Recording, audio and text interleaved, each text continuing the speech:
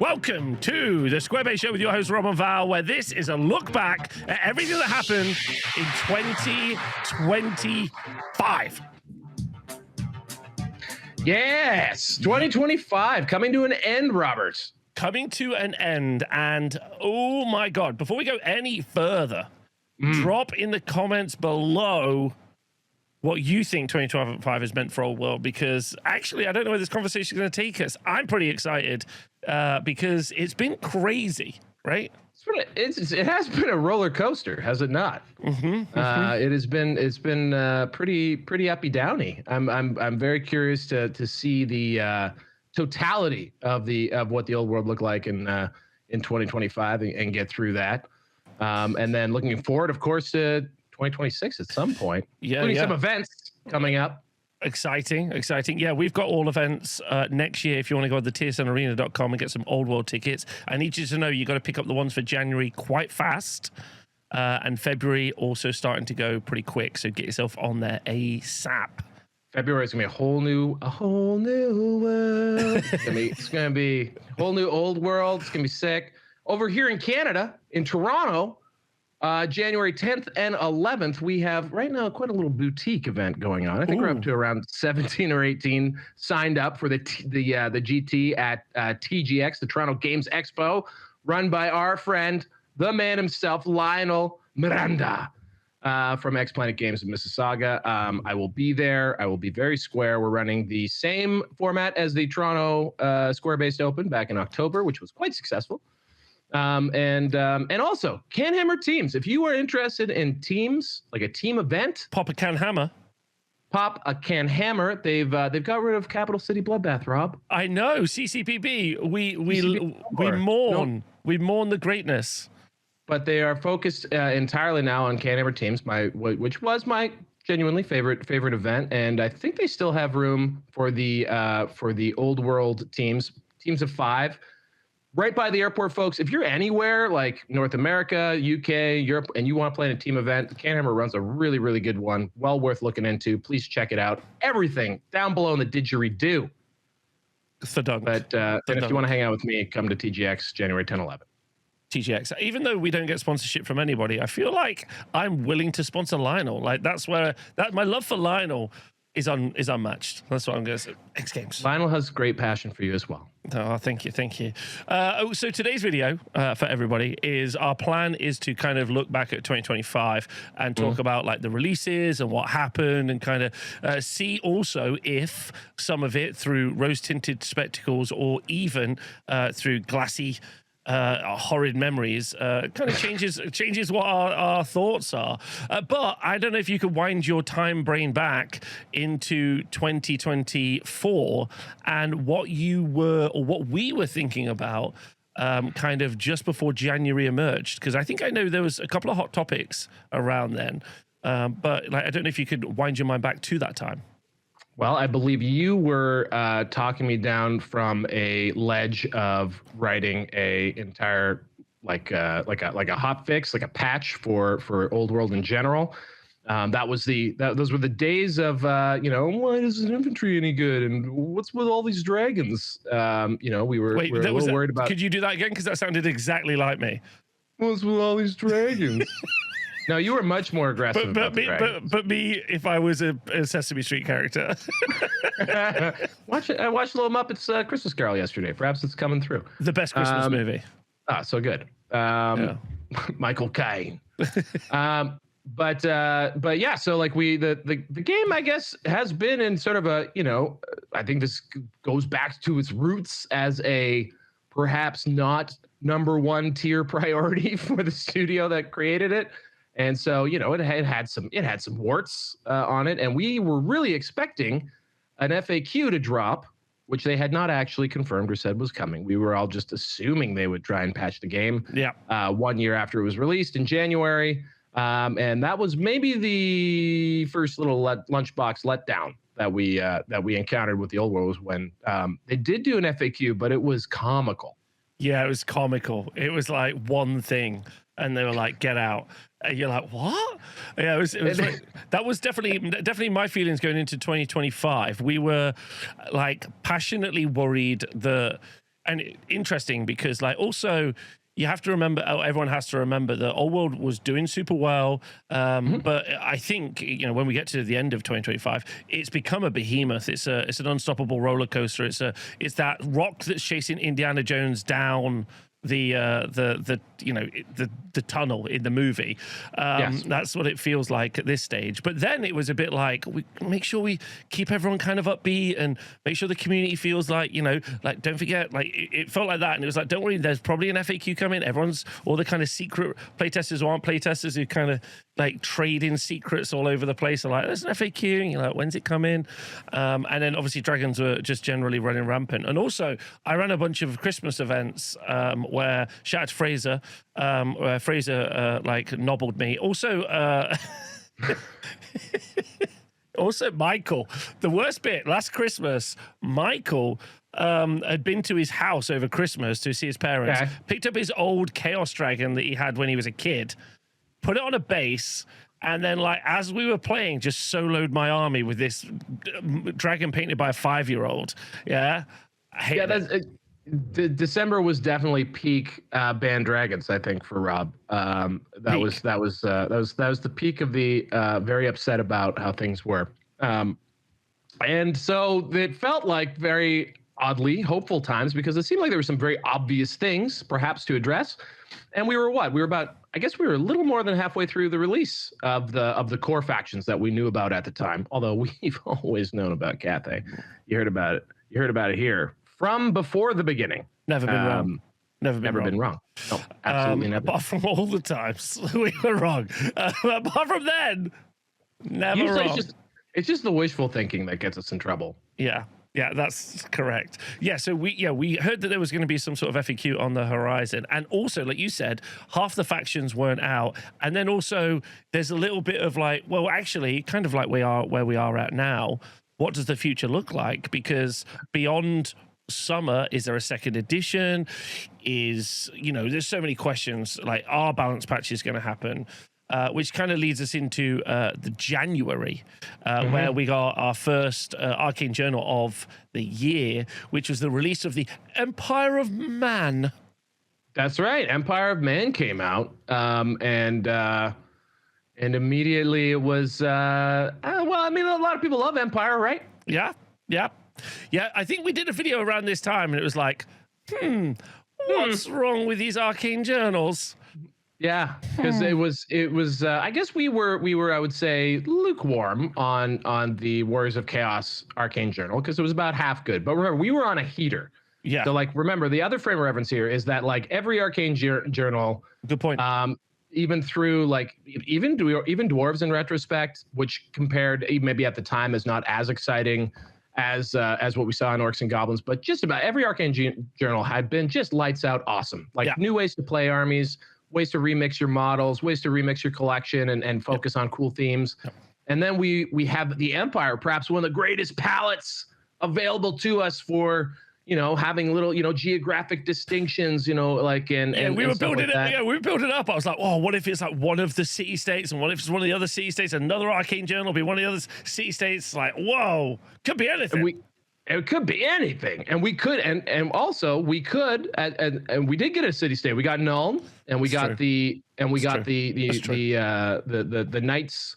What are they called? The Knightly Orders. The Knightly Orders, Armies of Infamy. But at the time, this is of course in 1.0. Level 4 wizards were a sort of mandatory item, which is cool. When we get to the 1.5 update and how that affected things.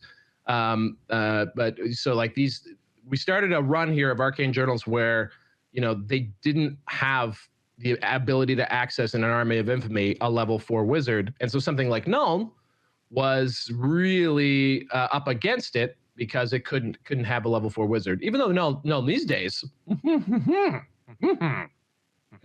we didn't know that further down the pipe, blocked like a turgid stool, was the FAQ and MPG ready to blow our pipes No, out. moist. I don't know where to end. Blow our pipes out. Yeah, it was in the pipe. I don't think you blow it out if it's in the pipe. Yeah, in the pipeline. Bunged up. Well, Games Workshop, a little bunged up, I guess, is what the analogy Rob's going for here. But the hot news during the Empire of Man, and yeah, sure, let's kind of also talk about what we thought about it, the Arcane Journal. But the hypest I think everybody was about a certain model that was being released. Yeah? Yes, on made to order. Not that you would know that it ever existed at this point, because it was made to order. But the triumphant return of the War Wagon, which also got good rules, by the way. I think the War Wagon is perfectly cromulent, very good, very good rules in the Arcane Journal. But released as an MTO, as a remixed, as a remastered resin sculpt. It was formerly a pewter brick, and wildly popular. I think people are still probably getting their MTO. So I actually know. I think I know some numbers. So like I'm gonna say some numbers now, and if I'm off, no one can disprove me unless you work at Workshop, which you then message me and tell me all the numbers. But it was all the insider again, valheffelfinger@gmail.com. You want to tell us anything? No, always confidential at valheffelfinger@gmail.com. Yeah. So apparently they made like something like 5,000 ahead of time, and then they sold something like 30,000. like as I understand it, they took it off because they were like, no more. There's the two old guys that work in the metal room. Poor guys. It's just like this. Well, this is the resin pouring room. This is the resin pouring room. So maybe not metal. Yeah. These are. This was. I'm pretty sure it was redone in Forge World resin. How much was the War Wagon? In British pounds, it's like a million quid or something. I think they made. Well, I don't know. I can't. So that'd be £2.5 million of War Wagons, if that is true. If that is, I need you to know those are numbers I was told, and there's no reason for that person to lie to me about the numbers I was told. So I just want you guys to know that this is of course out of context, but that's £2.5 million of one model. Now, of course, that doesn't talk about costs associated with production and stuff. So that's not the net number, but that's 5 million, 8 bajillion Canadian dollars. 5 million Canadian. So again, no frame of reference here. We don't know how many kits of anything else that they sell, but we do know what their like gross revenues are, and £2.5 million is not an insignificant portion of what they make. It's a lot of cash. It's a lot of cash, guys. It's not like this is not so like it's that's a wild thing to say, and I hope it's true. And if it is true, like £2.5 million, I mean that easily pays for everything that you could imagine, development wise. Like to put like maybe that's literally why we got plastic Marauders. They were just like, oh, okay. We can pay this guy 30 grand to sculpt up some Marauders. No problem. We got money for days. I don't know if you know that. So anyway, way to go. And also that's made to order. So that's not even something that they can go back to the well for.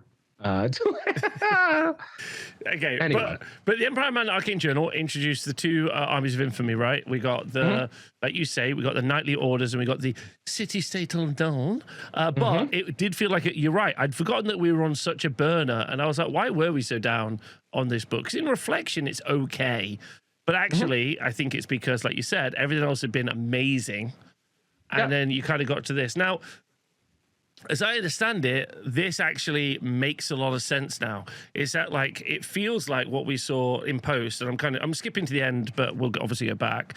Feels like we're at the start of actually not a slowdown, but when they pivoted, it felt like everything up to kind of Warriors of Chaos, they were like planned out. But as soon as the launch happened and they sold gangbuster stuff, we get the pivot and we start to feel the effect of the pivot kind of at the beginning of 2025, which is with the Marauders, and then also I think everything we see in 2026. I think we're going to feel the like the reward of the pivot, right? Where we're going to see a bunch of other stuff. The second half, I think, of 2025 is where we see the fruits of that pivot. Yeah, of when they realize this game is a going concern. Yeah, and of course there's a delay there, right, guys? Because like they gotta make stuff. Even if their budget goes up, they gotta develop things. Gotta get in that pipeline. Pipeline, as mentioned, bunged up. It was all bunged up. It's bunged, turgid. just a very tense. Word of the day, turgid. There's some donuts on the chairs. So it was nice to see them let loose eventually. It was good. Yeah. So Empire Man, what about new models? What did you like any of the new models? There's a very small amount of new models. I love the wizards. If you remember, there was the three awesome.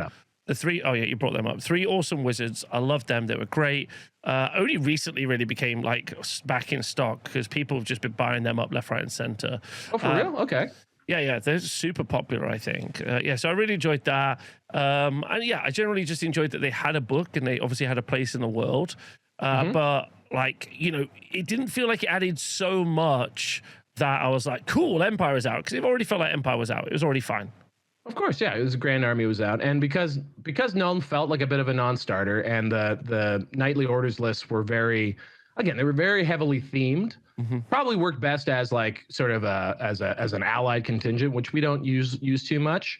So like I can see how it wasn't the biggest deal. I'm also looking for Hans here because he's my favorite part of this release. He was a special character and Hans. But I guess was he released? I guess he must have been released in this wave, along with the Knights Panther guy. Beautiful mini. I love the Knights Panther model that was released. Maybe not the greatest rule set to go with him. Harold Gumminson, Grandmaster of the Knights Panther. Yeah. Also, you can see. Sorry to interrupt, but you can see like if they had an idea of where they wanted to take things narratively, it doesn't really show here at all because why Nuln? Like Nuln is so far away from everything, and I almost makes me want to go read the scenarios in the book just to see why they pick these 2 particular armies of infamy, where they're grounded. Because now we're seeing with each army of infamy that has come out, it's grounded in sort of a narrative part of what's going on with the story as it moves forward. That's why these ones felt sort of random. Yeah, which is why I think it does feel like the start of a pivot. Like everything else seemed to make a lot of sense. Then it was just Nuln, some wizards, and you're like, the wizards aren't related to anything in this book. It doesn't feel like. So why are they here? Obviously, you had Harold Gibbardson, the Grandmaster, and you got the Knightly Orders, but felt like there would have been a lot more. So yeah, like it felt odd, and I felt like it was also deflating. Because at the same time, it came at the same time as the pretty like mid FAQ where everyone was like, oh no, like you've been on a heater, you've been burning it, everything's great. Now I'm a little bit worried. Now it's kind of like on the low pitch. It felt like they had stopped caring. Kind of the opposite reaction. And again, this is probably just the lag, right? The delay between the results and what they had in the pipeline. Yeah. But the fact that they went essentially silent, released what I believe at the time I described as an insulting FAQ. It was just a bit of a bummer moment release, especially when it's Empire. Like this is like I think still one of the #1 played factions in Total War. People love this army. It's the bros. These are just the humans. So yeah. Anyway, I think that we didn't know at this time they were playing that game where you flip a bottle, but every time they fail, they got to add an extra USR onto a balloon. Like we didn't know that's what they were doing. We didn't know that's what they were doing in the studio. And you're like, oh, not again. But don't worry. Like Warhammer Jesus. March emerges, and a certain Val Heffelfinger releases the Renegade pack for the old world. Yeah, Renegade pack comes out of this malaise, right? Because I think I was so desperate to do something. Rob's like, don't do anything. Just hang in there, buddy. We don't need the smoke. And but the legacy factions especially were a point of I don't know, annoyance for me. As I said in the preambles of Renegades, it's like absurd to have survived an apocalypse only to be Thanos snapped. I.e., they removed about half of the factions from the game on the initial release. So yeah, so I start the process of the Renegade Legacy Pack probably in the beginning of March. I guess after High Elves have come out. And then it's the end of March that releases, and it was just such a cool experience because I think I think some of it was how it was engineered. I tried to be very consultative and talk to people and make sure voices were heard on it. But then what shocked me was how quickly it was taken up by the community, and how widely played those rules are, both in home games, in tournaments, all over the place. The only place, and I think maybe in the new year I'll make some time to really do a deep dive on how much the Renegade rules are used in places we can see them, like in tournaments, because I think it's pretty impressive how the community responded and actually made use of those. And I think speaks to just the demand there is for those factions and the love there is for those factions, because it's not just people who had those armies on their shelves. I see all the time on social media people starting legacy faction armies out of AOS models, out of secondhand models. And so like it's clear that people just want to be able to use these factions and hopefully much like a war wagon that sold many copies, the powers that be realize that there's a lot of potential profit in bringing those back. I think the issue is obviously like everyone has to remember that above the old world game designers or even the head of old world like managing the whole project, there is several layers of other managers, and there is someone right at the top who is most likely saying yes and or no to these things. So as much as, and I'm sure, I can imagine it must be just as frustrating to the rules designers who wrote who started work on these things and was like, oh, cool. And maybe they also wrote a bunch of story, and the entire premise of what they were kind of planning was dictated or inspired around certain elements or factions that they could no longer include. So it's probably a rug pull as much for them. I think that's worth almost certain. out. Yeah. I mean, almost certain. Just by virtue of the fact that these legacy PDFs exist at all, right? Yeah. Like, is an indication that the work was started on them. The intention was that they were going to be there, and at some point that brief changed, right? And so like that's got to be disheartening for anyone who loved Warhammer Fantasy, inside or outside. But ultimately, that's the decision they went with, and we'll see how they modify or change things going forward. Maybe something worth talking about when we're we can talk about that stuff, the future later. But around Renegades too, we had the High Elves release, Rob. Yeah, for sure. I just want to touch on Renegades and know that it's been a big impact on a lot of people. It's also been divisive. Let's also just be really clear about that. Some people are, I'm not using Renegades. Some people are, I am. Sure. It's kind of, I just want to speak from my position in that I find that odd, in that like it's clearly just meant to help support the bits that are not getting support and help all the people. And I find it odd to take umbrage with it, but whatever, especially if you're not doing anything yourself, right? I think the fact that there's a lot of work has gone into like a free development to make it so that people can have like more fun, enjoyable games. It seems odd. Like that's it. For whatever reason, we're two ultimately fanboys here who really, really, really love this game and want to see it succeed. And so fundamentally, what I saw was half of the potential people interested in playing games with me being excluded by having, army lists that were either, again, half-baked and production was stopped on them, or maybe even made to be a little more awkward to use. Whatever we don't have to read into that. We just know that they weren't very good and they weren't fun to play and they were a bit of a misery. And so that took the wind out of the sails of a lot of people who were genuinely excited to have their game come back, or genuinely excited to have the game that they wish they could play because they got into it through Total War, be able to play it on the table. And so, Renegades for me, a lot is about opening up that tent and allowing more people to enjoy the game. And that's the motivating factor behind it. I also love these factions and think they should be here. And I think avenues for people to come in are great. Where it was divisive, I think, was really mostly think Dark Elves should be here. I'm not sure you're telling the truth on that one. It's a deep cut. That's a deep cut callback, Rob. Still wrapping. Luckily, the Dark Elves players out there have filled me with thousands of words of what to do with Dark Elves and why. So that will all be relevant for the next update to Renegades. But I guess like as far as the divisiveness is concerned, I think the majority of the concern around that is that we're playing a different game, that not everyone is singing from the same hymn book. And then every event in the world does a different hymn book anyway.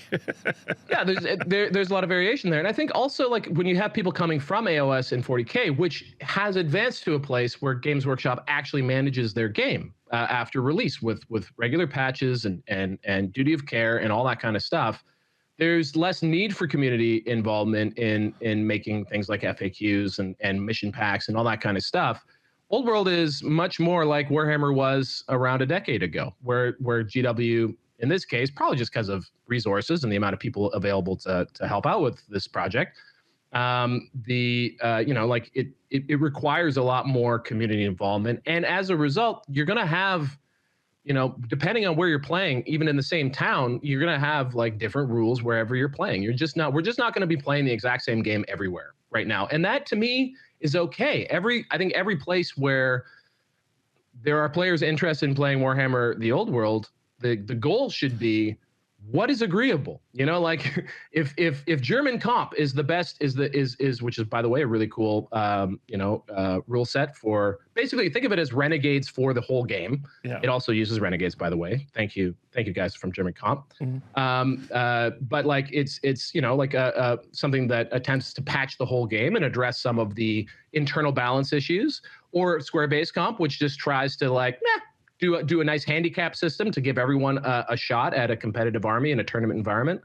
However it is that you get people out to play, or if it's just raw dogging it exactly how it is out of the book, like a lot of the UK circuit seems to be trying to push things.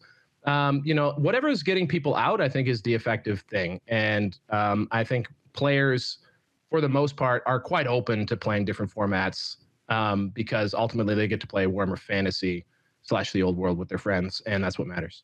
Yeah, for sure. Okay, so and as you said, then March, High Elf Realms emerged, and this is when it was like, oh my goodness, oh my goodness. So we got Sea Guard as an army of infamy, and Tracian Warhost. Yes. Well, Tracian Warhost took me a moment because I don't know if anyone's ever played Tracian Warhost. Have they? By all accounts, perfectly useful army. Like it can definitely play. They've got the the Woodsman dudes in there. This also feels like at least unlike the Empire one, two armies of infamy that seemed relevant to the story at least. Yes, that was nice. That's true. Yeah. And yeah, but I mean, High Elves.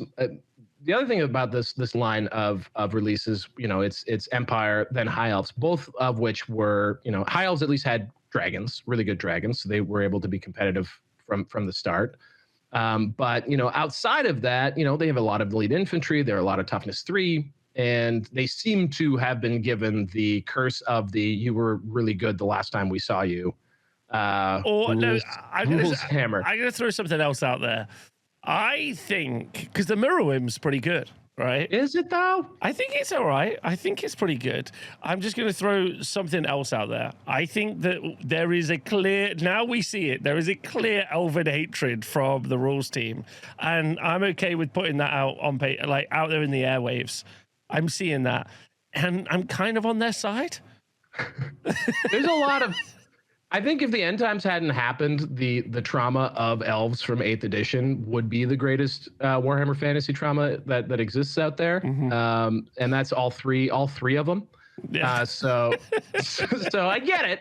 But the thing I think that just from a game design perspective, I think that comes from the fact that there's a few core identities of elves. One, they're toughness 3, right? So they're toughness 3, but they're also like really like quasi-immortal, long-lived, like ultra elite soldiers. So I think the way that was done from a game design perspective in the past was they were expensive, but they were really, really good. Really good, right? Yeah. They were really, really good. Yeah. So they were elites. They were truly elite, and they lost. They seem to have kept the points costs in a lot of cases. but they lost a lot of their eliteness, and also just the way the game was. You know, a lot of their units just didn't really have a job. They couldn't really hang or do things. I feel like elves, and all elves, like, are effectively always should be something like -1 to hit. I know that's very strong. Like, I want to be really clear. I understand the impact of something like that, but like in any capacity, I feel like they are, like you say, like, because I was thinking about it, they have like the best armor, right? They've got like elven armor and elven smiths, and then you actually look at their armor profiles, and it's pretty weak.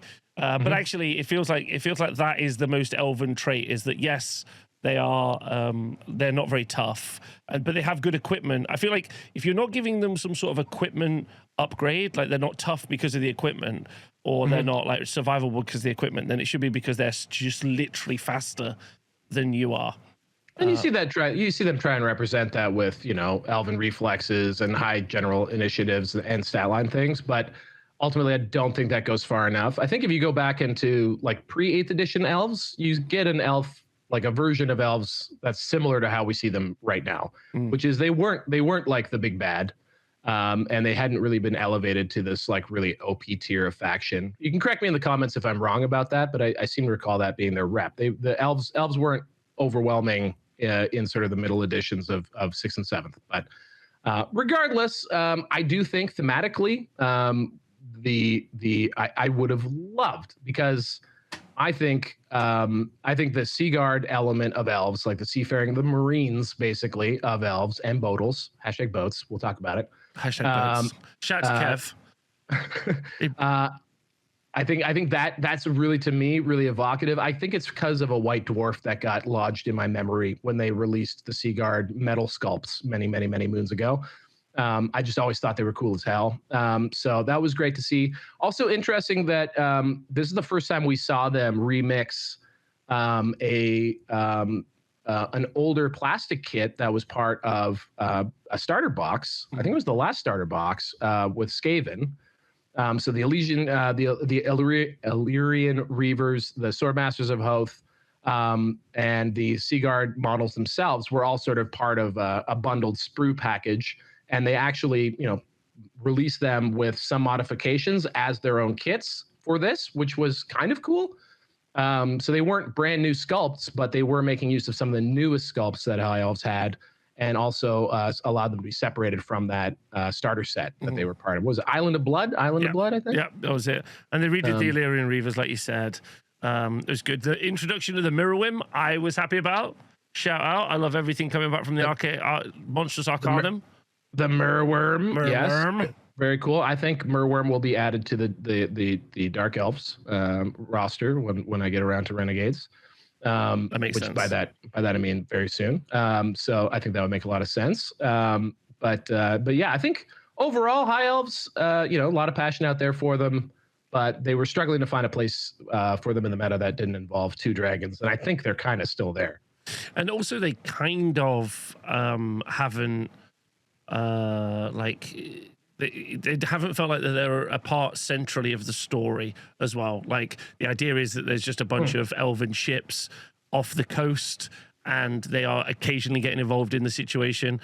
But yeah, it feels like. And what's interesting, I would say, about like almost all of the kind of factions in Total, factions in the old world, which is because maybe of me playing Total War so much, is how much you can almost Horus Heresy, like, every single faction. Like, you know, you could literally just do Empire and have separate army rules for each city state. Sure. And you've got, do you know what I mean? You could do that with Empire. You could do that with High Elves as well. So it really feels like they're very homogenized. They're very like, High Elves are here, and you're like, well, there's so much more to High Elves. Like every part of that, they're so storied. There's so much history. There's so much for them to explore, which is exciting for the future. Yes. But I do hope we see that, because they can really go to town on those elements. Yes, I could not agree more with that. And just like, yeah, just about every unit in this game, and I think this is why the Arcane Journals idea works so well, is that like almost every unit in this game kind of could be representative of a mini faction or a side or a particular theme, and there's just so much backstory to this. The Horus Heresy comparison is a great one, that you could go very deep on a lot of these things, and high elves have that in spade.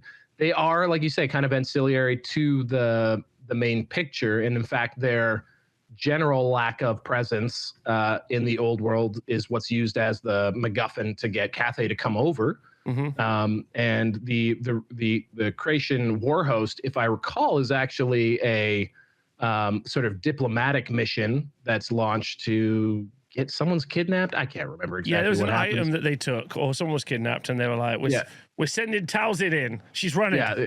And core heel, lion mane. So there's there was at the very least, though, it was in sort of the area of the old world where we've where we were sort of starting to get focused, which has become very interesting in the lore right now. So they were coming to fight the Beastmen, maybe. Anyway, doesn't matter.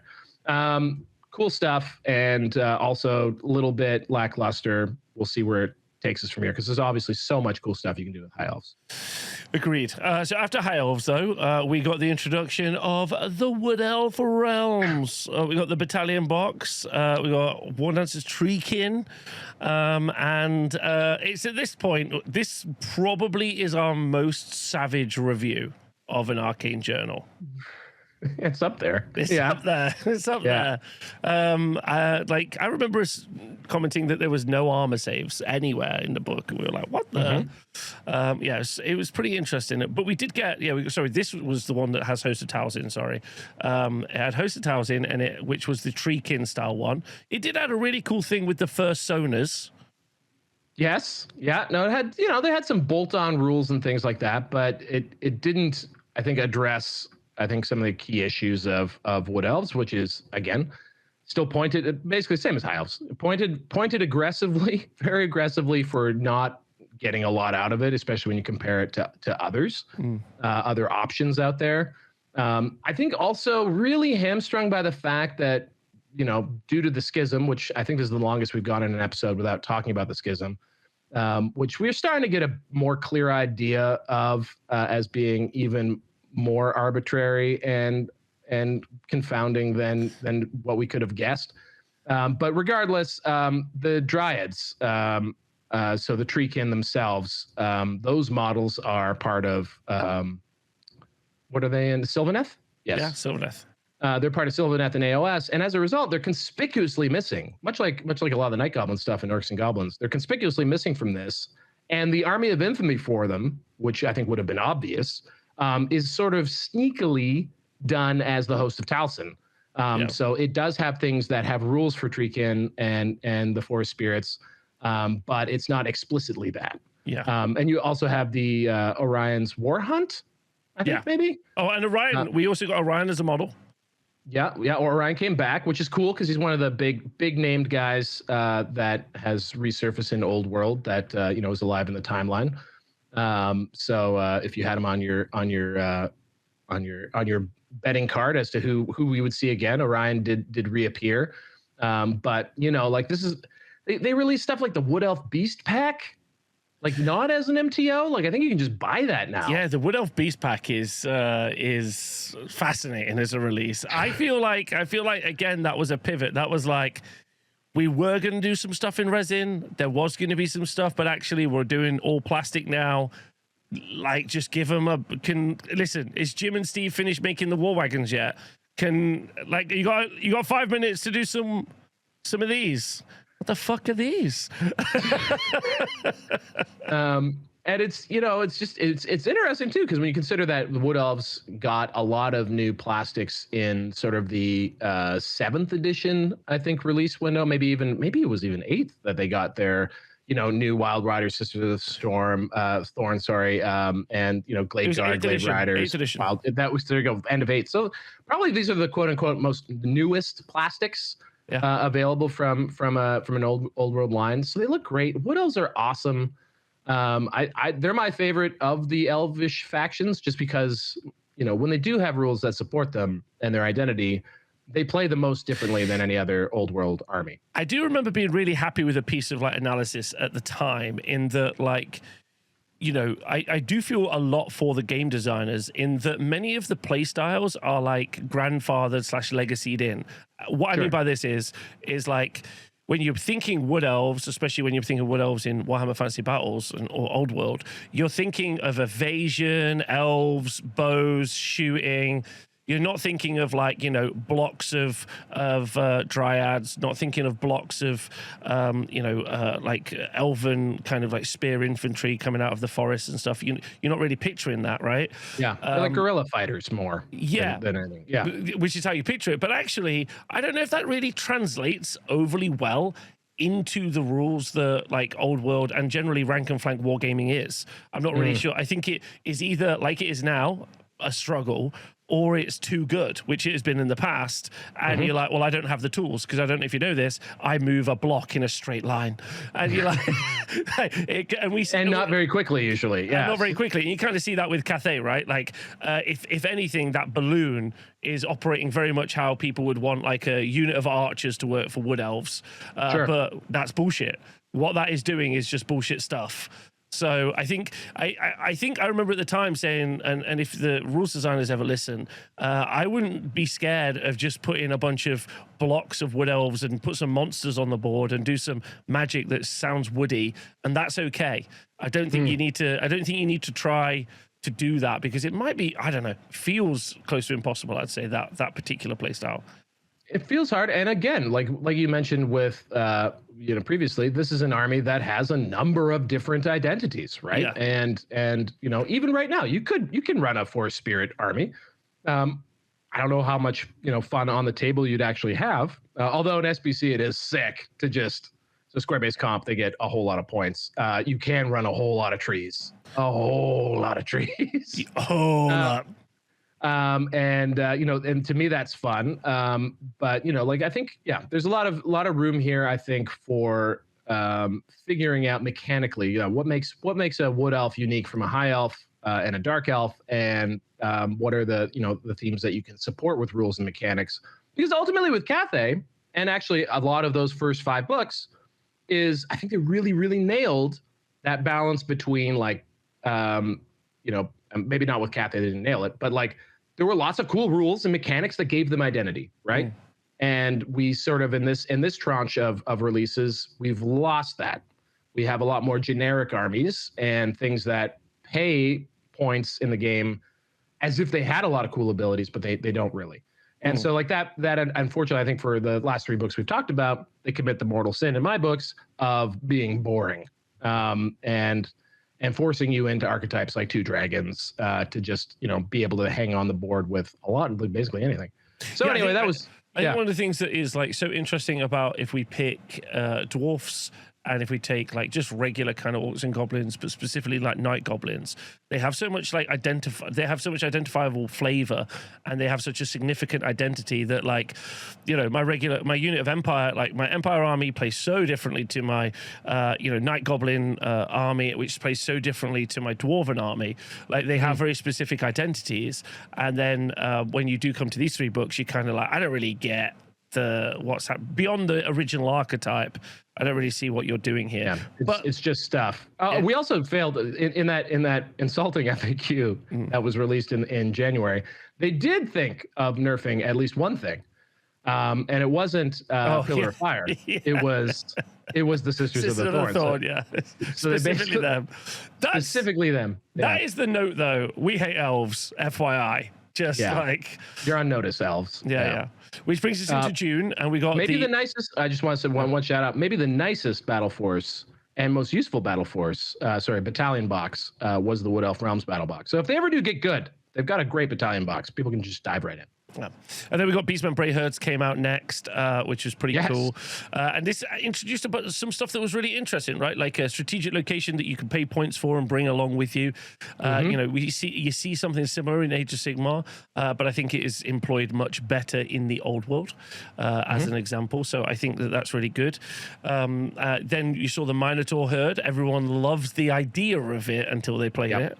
And again, this felt like it was very much this kind of like rules writing. And then we got the magical spam army of infamy as well, which caused to this day is devastating.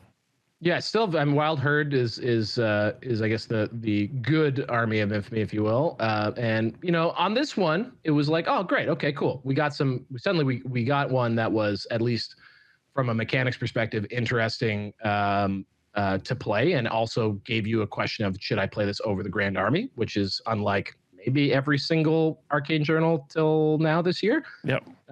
So that was really cool with Wild Herd. The Herdstone was really cool, but it, unlike some of the other armies of infamy, kind of just doubled down on a strength that Beastmen already had. Yeah. And like really honed you in on, you know, they were already you know, decent casters. They had Viletide. They had, you know, things that they were already doing, and now you had the ability to just really buff their casting to infinity, which was, you know, in something like Tomb King's already an impressive mechanic, you know. So again, there was a bit of a bummer here in just the sense that like they were doubling down on a like basically a non-interactive mechanic. At least it was for Beastmen. You know, like where like I think, you know, they got a little bit more grace because of that, because the army itself has other elements that are, you know, like a bit more of a liability than say like the Tomb King roster. So very cool. Lots of Monstrous Arcanum stuff, I think, available you know, in this roster. The Praeton. Arcane Journal. The Praeton. The Praeton. We got no Cockatrice. We got no Famir. No Famir. Yeah, we were really sure about Famir, and then they didn't show up. Didn't show up. But which FYI, I feel like I'm going to just say Plastic Famir 2026, right? And we'll just clip it and ship it. We'll come back to this on the day. Double down, man. That's the meta these days. Don't never say die. You just keep doubling. Just eventually you win. That's how you win at gambling. Yes, that's the math, right? That's science. That's right. That's science. Yeah, and of course, I think we also didn't mention that. I guess where are we? We're in May, but back in would it have been? It was Adepticon, right? Yeah. Adepticon was when they teased but did not confirm. Oh my god, the row that everyone was having. It's Cathay. No, it's not Cathay. Then why is it a fucking picture of Cathay? It's just a picture. And you're like, what? Like, yeah, they teased the kind of roadmap, right? It was Cathay was confirmed in the roadmap, because so that must have been Adepticon must have been actually LVO. when we saw the pictures. It was LVO. Shout out to Red Stanley for pointing that out. Yeah. Okay. Yeah. So we saw the Cathay models for the first time at Adepticon as well, around like the kind of March time. Yes. And to everyone's the old world, by the way, that is absolutely, you know, if Old World at that point was a bubbling geyser, that's when it just absolutely blew up, right? Like it just blew up. Everything, everywhere. That's when it hit everybody, I think. See, because I'm so monoculture, I only focus on Old World. I didn't see how much Cathay actually broke out. But, broke out. The thing I would say about it is that at that moment it sure felt like booyah. It felt like this is it. Like this should be the supercharged moment. Maybe they mishandled you know, the first couple releases of the year, but with a whole new Plastic Army now confirmed coming, they look great. It's an army that like a lot of people have wished for decades. You know, here we go. Like this is going to be the thing that really does, you know, give Old World its moment. Yeah. Well, the bit that I think was the only other time that this is going to happen is later when we see the Marauders. Like, but the Marauders and Cathay were breakout because, to be fair, everything that was being shown off pretty much was old. Occasionally a character model, occasionally something that was cool. This is the first time when it was like people like, oh, it's not just all the old models. You know what I mean? Which is something we have become accustomed to. Like over that course of that year and a half, like we were both just disappointed, you know, and we understood the logistics, but both disappointed at the beginning of the Old World, where it's just like, oh, it's just all the old models. Like this feels like a big miss. This isn't like the hit that we, you know, thought that they'd be swinging for. But they've realized that mistake now, which is what we see with the Marauders in the future. But when this Cathay thing, it broke the boundaries. You know, when you've got like regular normal YouTubers making Cathay content, like there was the amazing armor video by that lady who like kind of like talked about the cultural aspects of the armor, which I thought was interesting. Yeah, that was a big news. So I guess we should talk about Cathay now, because that's where we're at with Cathay launch. I know the MPG is also out, but we're talking about Cathay, so I just thought we could talk about it. Yeah, sure. Yeah, we can hit up Cathay and then match play guide in 1.5. It's all kind of bang bang bang. I think match play and 1.5 are just slightly before we get Cathay, which does lead to some frustration. Yes, absolutely. Yeah, match play guide, very exciting. So if you don't know, match play guide was effectively a bunch of additional secondaries and some missions, so that you could it's not just a kill point game anymore. Which generally, and then along with that, a big FAQ, which effectively brought support for infantry. It reduced the effectiveness of challenges for characters on monsters. So it reduced that down, which I thought was good. And it gave blocks of infantry a legit purpose. They're like, do you have hand, weapon, and shield? Yes. Anything else? Fuck off. But if you have those... Got that thing. Got that thing, you're good. And you're going to be standing near some circles, and that's your job. That was pretty good. And how do you feel about that on reflection? So I think the 1.5 adjustments, I think the other big thing was the big reduction in the efficacy of magic. Yeah. And also, it wasn't just an FAQ in the sense that they were changing the game with weird FAQ answers. So despite what was written on the page, they were giving FAQ answers that said it did something differently.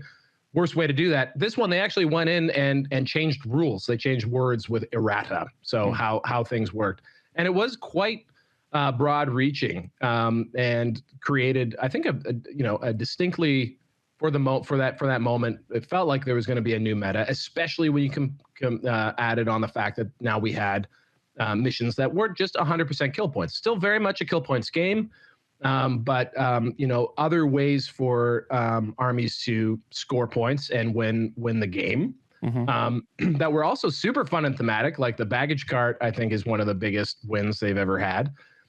Just in how excited people have been to create their custom baggage cart, baggage train, miniature for their armies and so forth. So I think overall, such a success. The match play guide, I think when you really broke it down, it didn't necessarily swing the game at first blush, because they also made a lot of the missions secondary optional. So there weren't a ton of secondary points available. But I think as time has gone on, people have been playing with more and more secondaries active in the games. Not you. You were everything all the time from jump.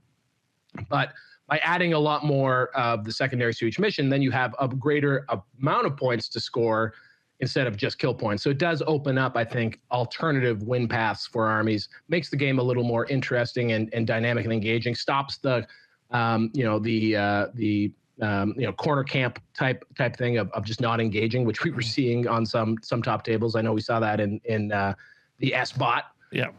So shout out to S-Bot 360, which was completely screwed over by this. It was mid tournament when this released. So yeah, the MPG, I think, again, was one of those things which felt like, along with the errata and the FAQ, wow, here we go. Now here's Cathay's coming. We got this. It's a new game. Woo! People are going to be so pumped. It's going to be awesome, right, Rob? Yep. Oh, he wants to talk about Cathay. Yes, I agree. Also, I'd just like to say I love the MPG. Thought it was great. I like making missions for it. I thought it was great. I like all the secondaries. I think it's great. I think that there was initially lag, which I think is really important to talk about. Shout out to everybody who's been to my events who immediately there was there's my baggage train, and now baggage trains are becoming kind of like a swinging dick competition. A baggage train. Yeah, big time. Do you know what I mean? Yeah. It's this is almost like display board wanker level. You got a baggage train. It's this high. It's rotates. Display board wankers. I've never had the ability to get a nice display board together or cared to, but at least the baggage train, if that's where the display board energy could be focused onto, which is actually it has a game mechanic, at least it's part of it, and it doesn't require a car to be transported. I'm fully on board with that being a thing.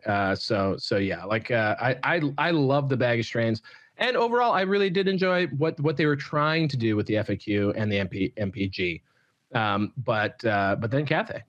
Yeah, then Cathay for sure. And there were misses. Like infantry had a role, but not like elite infantry, which is kind of weird. Cavalry still kind of snubbed, so for sure. But like I would say a very great change at this point, and it kind of it literally is this pivot moment. Yes, Cathay comes out. Everyone's very excited. Everyone's super pumped. And we see the rules, and the rules are like, okay, they've got a lot of rules. And we're in kind of, me and Val are in kind of different tempos on this. And there were like lots of people who were like, it's broken. Everything's broken. And I was like, can we all just like let people put it on the board for 5 minutes before, like, you know, and we talked about this on the show, and I got quite disappointed in the community at that point. I was like, listen, this is our breakout moment. We can build bigger. We can, you know, this is our moment to shine. And all you can all do is bitch. And like, you know, I remember it was really funny. Like, it was a couple of weeks after. We should talk about the models and everything else, but it was a couple of weeks after, and you know, or maybe it was a couple of months after. And I think, yeah, it was a couple of months. It and like, could have been a couple of days, but yes. but it was a couple of months after, and like everyone in England were like, everything should be banned, should never see play. And like, and my friend Rob, who does my stats for me, was like, do you know that they've only played 3 times in the whole country so far? And I was like, so like, you know, in total they could have played 15 people, but everyone else was like, no, they stole my dog, like they've kicked over my cans, like, I'm having the worst day of my life. And the rhetoric around it was, I think, not great for us as a community, and I'm glad it's gone away. It was brutal, and it has not gone away. I think the only thing that's happened is that people have started to, you know, just have either personal comps where they say, okay, I'm not going to run the, you know, maximum amount of balloons or whatever, or like just finding ways to make Cathay a little bit more interactive on the table by limiting certain choices. But I think the real bummer here is that you had all of these complaints, all of these things that people had about the game, that whether or not they were effectively addressed, they were at least addressed by the FAQ and the errata in June. Cathay is released clearly without contemplating any of that, right? Like it's released with like balloons, for example. We had this thing. We had these mechanics in the game. Falcon Horn, which was something that could be used every turn until the errata by Bretonnia, which would ground any flying thing on the table and make it so they can't fly. Balloons in an environment where, like, every time they ran into Bretonnia, they just can't move. Maybe that's why they're 140 points, right? Yeah. Is because that was the reality, was that like in certain matchups, this thing is just useless. Or very, very much limited. But Cathay is not written with 1.5 in mind and the match play guide in mind. It's written with the original rule set in mind. And then, confusingly, not addressed. Like they don't come back and say, hey, we changed the game that this thing was designed for. Because out of respect to the designers, and in our original review, I think we both agreed every one of these units has a lot of rules. A lot of these rules are very good. I don't think we even comprehended how good balloons were, but I think my comment was like, there's no way this thing isn't incredibly good. Like, look at how much stuff it has. I don't think I realized just how like game tilting it could potentially be. But like that is all known very quickly. And for whatever reason, to this day, not addressed. And I think that is really poor community management. Like that is community management, brutal community management, because this is supposed to be a triumphant moment, and what it turned into, to this day, I have to tell my WhatsApp chat to stop talking about balloons once a week. Yeah. I put that in way earlier. I was like, everyone, shut the fuck up. People just get wound up, like, and it just becomes this toxic thing. And whether or not Cathay's even present, I am sure Cathay is keeping people away from the game out of fear of running into it, because like this is still such a nascent community. And also the fact that it hasn't been fixed. If you're coming from AOS, if you're coming from 40K, it's absurd. It's absurd. Like that something like this could exist for 6 months and not be addressed. And what that says is, unlike every other signal we've gotten in 2025, which is this game is doing gangbusters. We care about this game. We're going to support this game. Look at these cool new models, all that kind of stuff. Not addressing Cathay says they don't care. And if they don't care, what's going to happen is that people are going to stop caring. And I think, in my local scene, I think I've seen Cathay have that level of impact. And that's been a super big bummer as a person who cares a lot about. I think care is the wrong word, because as we've discussed before, I do not think that the rules writers, or even maybe some of the people in the kind of close to upper management of running the old world, necessarily have the ability to immediately say, okay, by the way, we fucked up, we need to change it right now. Yeah. And if they have, I don't necessarily think that they just get greenlit on that. I really don't think that's true. Like, I really don't, because I think that, like, I think care is a word that I think is a little too strong, just for me, because I think that we would be removing the concept that this thing that they work on, right? Like, and I don't think that's accurate, but I do think that they have the management structure haven't put in good community management tools, and I agree with that 100%. And I'd love to see that in the future. Regardless of like what the reasoning behind it is, like there's nothing more awful to a Warhammer community or like Warhammer players than silence. So like silence is like the silent treatment in general is one of the cruelest things you can do to somebody, like to be ghosted, and especially in something where it's obviously a problem. And so then that also spawns so many toxic rationales for why it's broken and why it's not being fixed. And to me, again, this is something that can be fixed with a word processor. And like it's not, and I'm really hopeful that whatever, fixes they come up with don't just remove, like just doesn't turn Cathay into Empire or something. I want Cathay to be good. I want them to have cool rules, but like it could have been addressed or even commented on.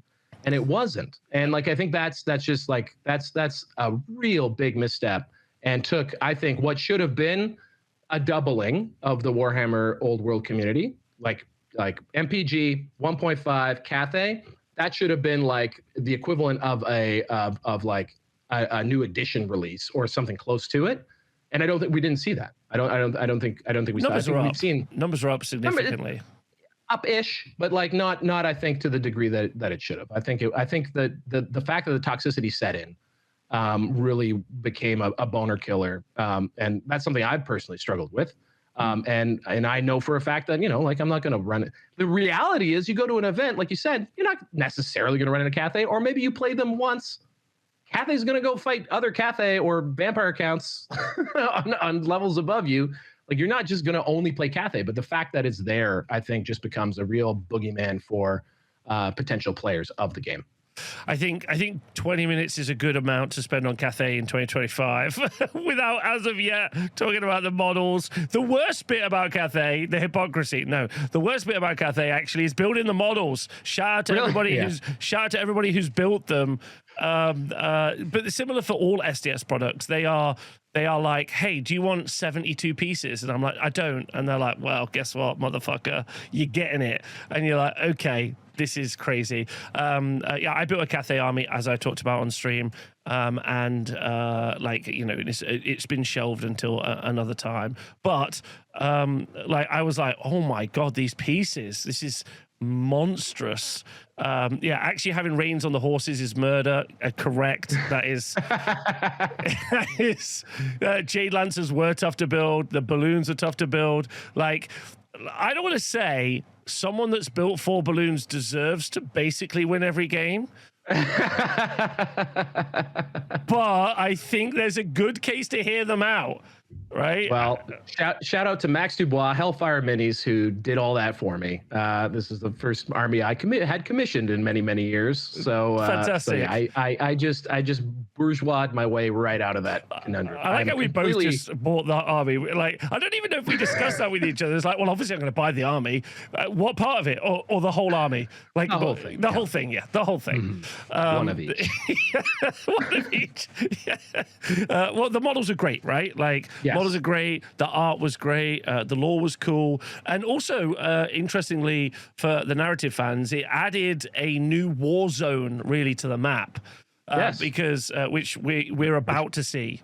Yeah, we're on the cusp of. Well, yes. yeah. But they're like, they added a new place onto the map because everything's kind of happening around like the north, around the Empire, and then there's some like elves knocking around. So that's pretty cool as well. But well, I mean, and Cathay, the Great Bastion, right? That's the next Arcane Journal that's coming up in 2026. So like that, you know, that's the whole new theater, and opens up. And again, total like 80%. We didn't even talk about the Great Warhammer Survey, which is coming up again soon. Yep. But you know, like 80% of the players who play Old World play Total War, which is wild. So like they're used to that entire planet view of Warhammer Fantasy and Warhammer the Old World. So the fact that like we're going to get an Arcane Journal set in Cathay at the Great Bastion, super dope. Like that is really great. Yeah, it's incredibly cool, especially for all the people that did kit bashing. Shout out to John Kerr, who came to my event with his like amazing Cathay army. It just looks so good. But yeah, so like, and I think you're right. It maybe didn't have quite that doubling effect as you said, but I think it really broke out, and a lot of people got jumped in, which was great. And I think once they get back to community management, once they do get back to like doing these things, and when we start getting compounding new releases and, you know, factions coming back, like it's not like I don't think they can win this back. I just feel like people like just stayed on the sidelines when they should have just been diving in and having a blast. That's my pet theory. I don't know how true it is. I know in the UK, like the tournament going population sure seems to be vibrant. So like, I think one of the things that's also worth saying, if anyone at Old World is listening, and that would be cool if you were, number one, Merry Christmas, but also number two, like, you know, jump in. The water is very warm, and everyone loves what you're doing. Everyone's so keen to get more, do more. So, you know, reach out to us because everyone's pumped. And you're right. There are a lot of people out there who are just being negative, but they're not the playing population. They're not the people who are like buying tons of shit. You're literally looking at two people that bought full 2 armies, right? Like, like you know, you're seeing people who love your product and want more of that. So anyway, community management is good. And anyway, so then after Cathay, and if I can comment on something very important, which is that, you know, as you've pointed out repeatedly, it's most likely just management decisions. I'm sure they would love to be able to talk to these things. I'm sure they would love to be able to correct things. And you know, I think the leaders are the ones that need to realize that like community management, although it seems like a pain in the dick, and like a lot of the people that you're responding to are lacking in tact and social skill.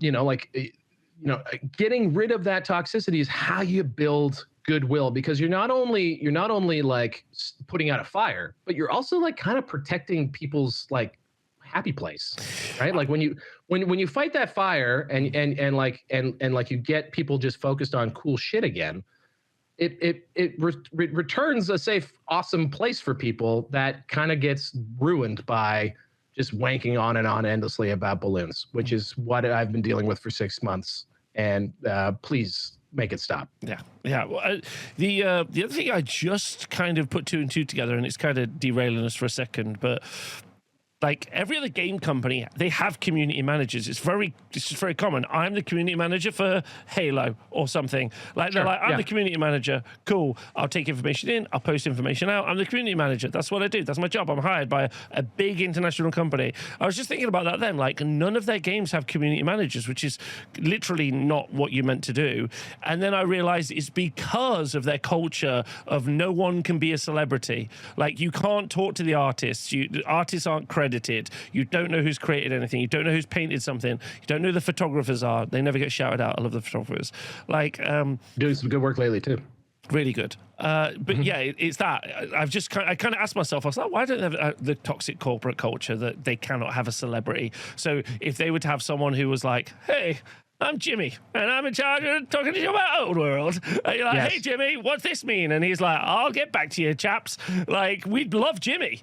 And, we would love Jimmy. And they would hate Jimmy, right? They're like, fuck Jimmy. But I mean, like, yeah, that would be like a front-facing community manager. But even in AOS and 40K, and I know people don't want the, you know, quarterly rebalancing cycle that 40K and AOS have gone into, which, by the way, wouldn't be needed, I don't think, in Old World to start with. But they do have at least a person, I think it's 2 different people in those games, that whose job it is to see how the game is actually working once it's released. Wrong. Wrong. That's wrong? No, they put in their statement, we know. They don't even need to look. They know. For 40K, I thought they hired people to actually manage the game. I thought that's where the balance patches I think that's what they hired them for. But I think like it's like, hey, everyone is saying this. They're like, yeah, but we know that that's not true. Ah, okay. Well, I don't know. So this is you're making my brain scramble because it feels. My cognitive dissonance is going off, but it feels like at least there is supposed to be someone whose job it is to manage. Because like, again, using a video game as an analogy, you have the developers, the people who make the game, and then they push it out into the world. And then when you see a game get a patch, it's not the people who made the game that are generally speaking patching and maintaining the game. It's a different crew whose job it is to keep the game afloat. And that's the element, I think, in Games Workshop that generally doesn't exist. It's the developers who, by the way, once they have shipped, they have 5 more briefs they got to work on. That's something else. They may not remember what they wrote. Now they're supposed to fix the game as it is in the real world when they've got their minds on whatever they have to work on.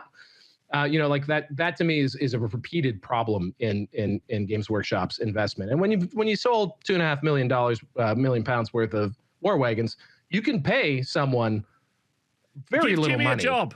Give Jimmy a job. You can pay someone very little money to address things and provide solutions for mechanics and stuff that aren't great, that cause a lot of negative sentiment online, which is really where your marketing is. So if your games, the thing is, Old World, what did we say? For basically up until this year, the Old World vibes, despite where the game was at, all that was so good. Vibes are so good. Vibes in person, when I play with my friends, when I go to an event, when I see all those folks, when the actual people out there playing this game who are so psyched, vibes are still incredible. Caleb Edwards out there painting up this crazy Empire army with like non-metallic metal. Like all these people are so psyched to be doing this again. And yet, like, if you were just a casual observer or someone who wanted to get into it, you would just eat a face full of poopy. Well, actually, one of the things we haven't brought up, actually, which I just realized I maybe should have mentioned, we also launched the Foray pack over the course of 2025. And as for onboarding new people, crazy 500-point Old World. Crazy instant sellouts at my TSN. My first one in Nottingham is already sold out. I only looked this morning. I was like, is it sold out?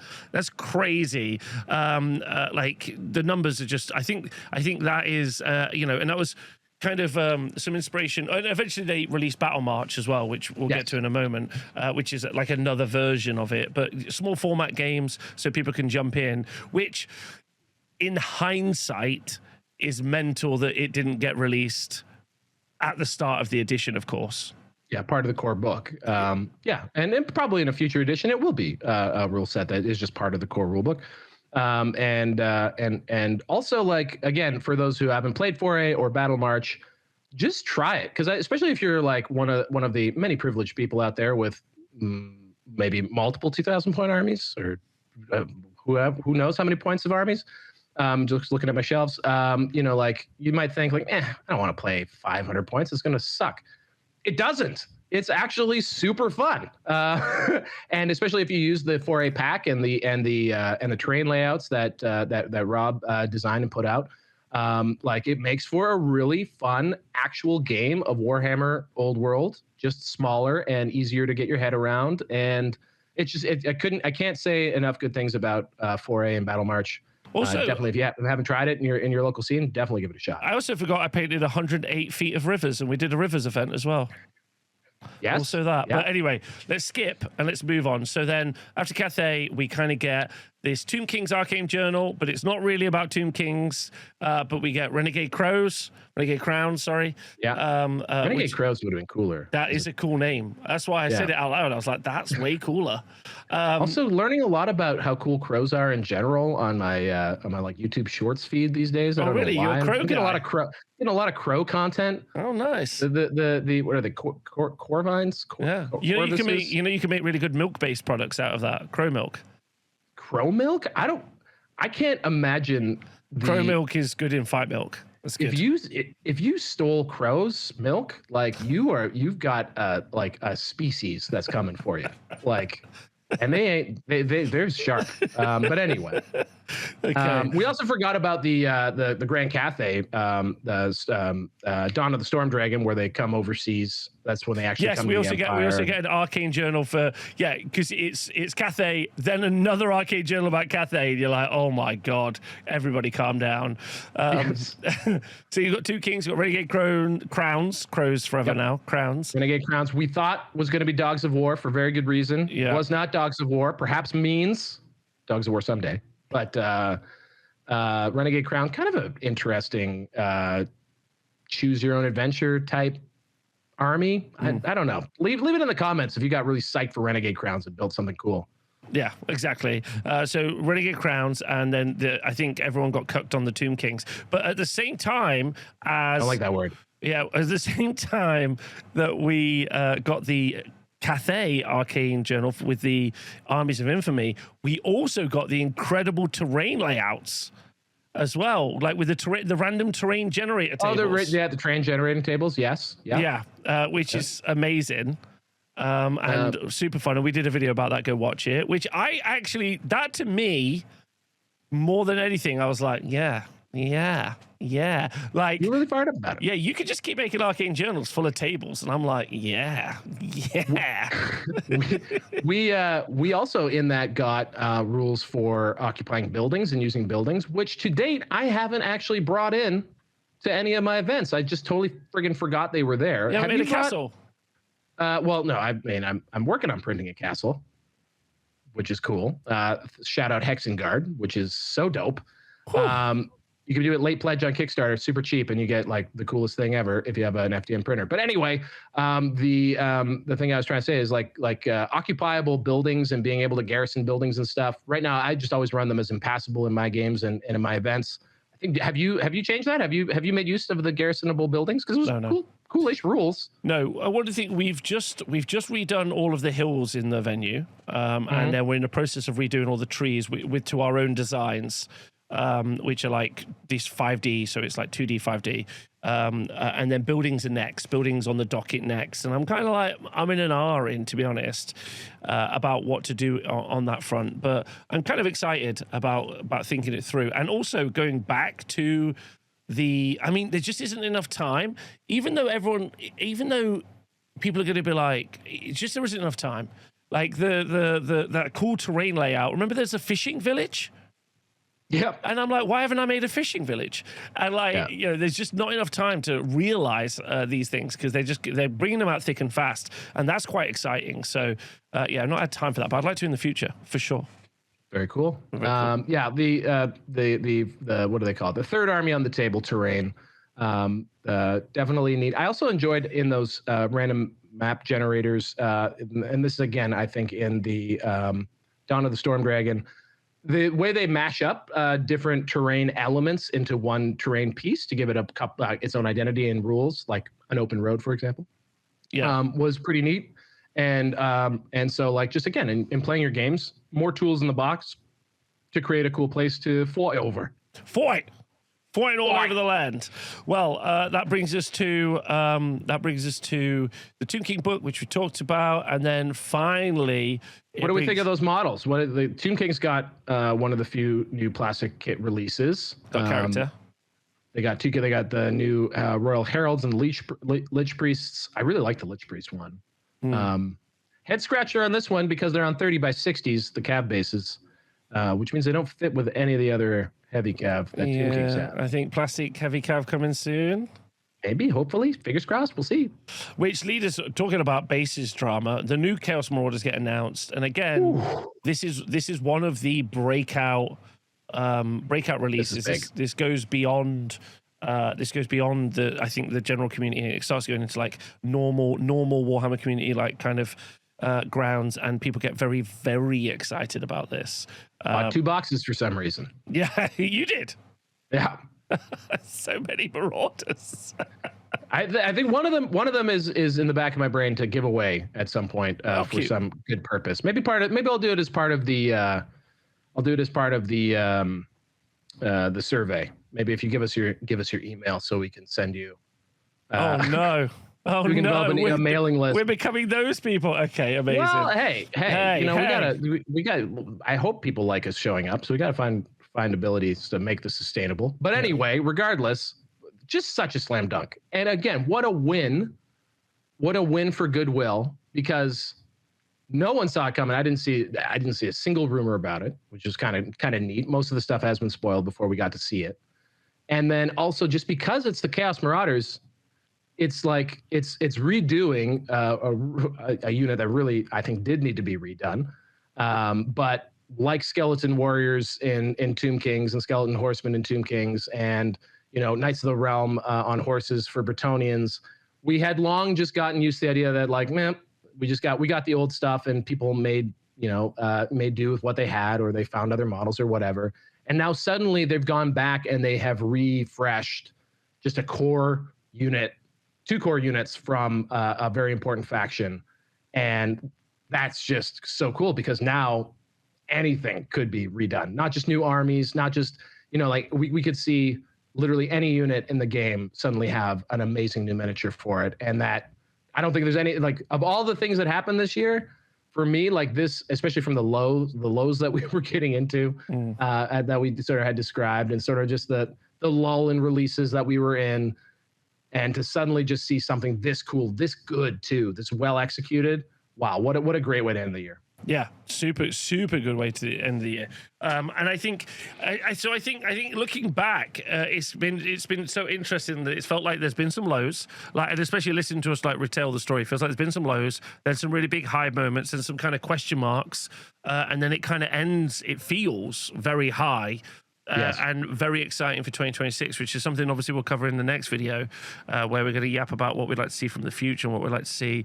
Lots of stuff to bring up, like, new additions, what we're going to see from Renegades, a bunch of different things, which is super exciting.